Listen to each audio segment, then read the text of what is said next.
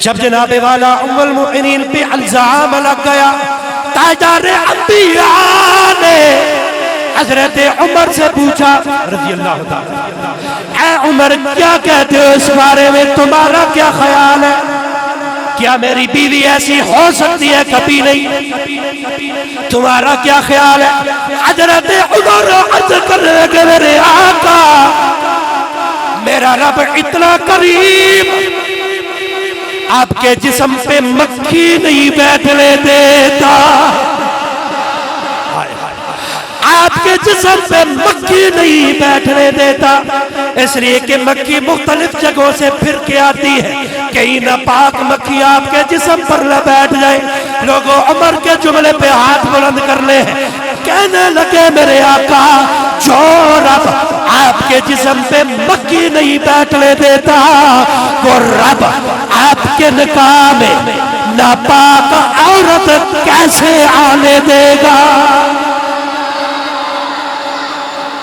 ہاں جی بتاؤ۔ آگئے عثمان غنی، آگئے عثمان غنی، میرے آقا نے فرمایا عثمان تیرا کیا خیال ہے؟ عرض کرتے ہیں میرے محبوب آپ کا رب آپ کا سایہ زمین پر نہیں پڑنے دیتا، آپ کا رب آپ کا سایہ زمین پر نہیں پڑنے دیتا کہ کہیں بے ادبی نہ ہو جائے، ناپاک جگہ آپ کا سایہ بھی نہ پڑ جائے۔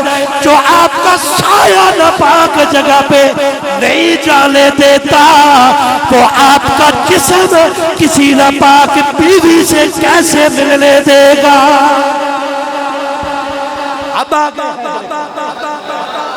اب آگے ہے دیکھا تاجدار انبیاء کا کلمہ پڑھنے والوں، میرے محبوب نے فرمایا علی تیرا کیا خیال ہے؟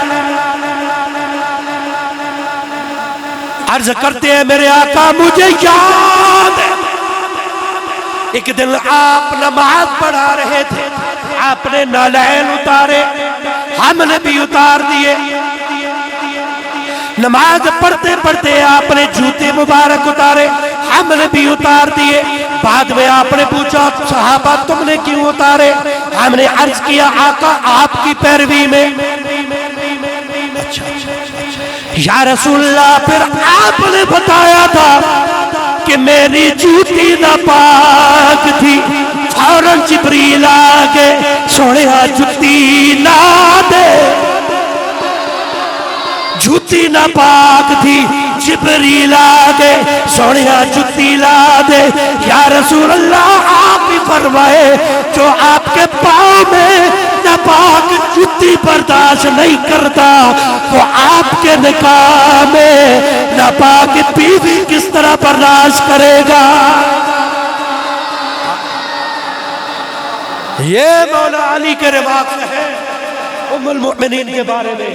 اور ایک جملہ سن لو تقریر ختم، یاد رکھو جنگ بھی ہوئی، جنگ جمل، مومنوں کی ماں اور مولا علی آمنے سامنے آگے دھوکے سے مومنوں کی ماں کو لے جایا گیا، لیکن پوری تاریخ جنگ کے دوران بھی جنگ کے بعد بھی جدوں بھی علی سامنے گئے نے تو جول کے کنج بلایا امی جی، اچھی بولو سبحان اللہ، جنگ بھی ہو رہی ہے اتنال کہنے کے نے امی جی، امی جی، ٹھیک ہے؟ اس لیے یہ خلچ نہیں، ہمارا ایمان ہے۔